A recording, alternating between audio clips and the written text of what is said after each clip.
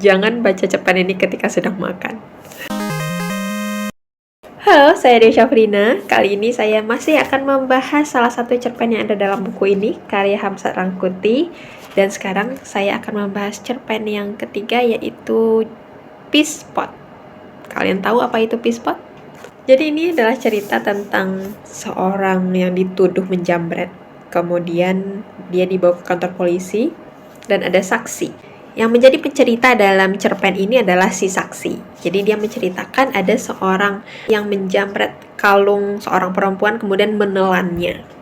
Nah, sehingga ketika dia dibawa ke kantor polisi, si penjamret ini tentu tidak mengaku bahwa dia menjamret, dia menelan kalung seorang perempuan itu.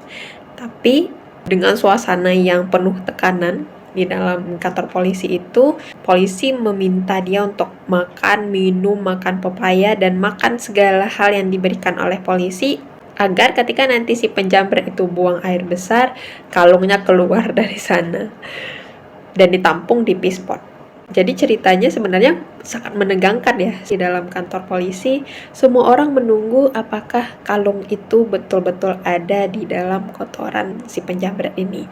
Dan di akhir cerita, selalu saja Hamsat Rangkuti setiap di akhir cerita membuat pembacanya itu terkejut gitu. Dan kalian harus baca sendiri akhirnya bagaimana, apakah benar seseorang yang dituduh menjamret ini adalah betul-betul menjamret atau tidak. Kalian harus baca karena saya tidak mau memberitahukan akhir ceritanya bagaimana. Dan yang mau saya bahas kali ini adalah tentang latar.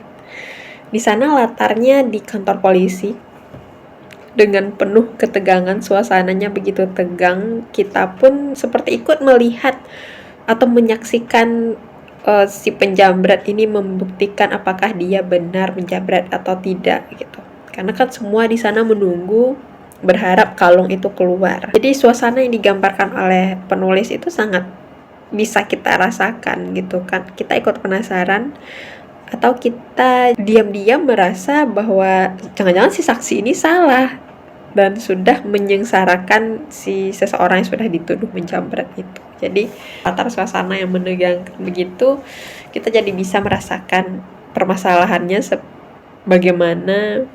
Dan nanti di akhir kita jadi tahu gongnya cerita ini bagaimana.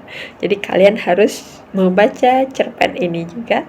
Itu dulu pembahasan hari ini. Kalau kalian baca cerpen apa pekan ini?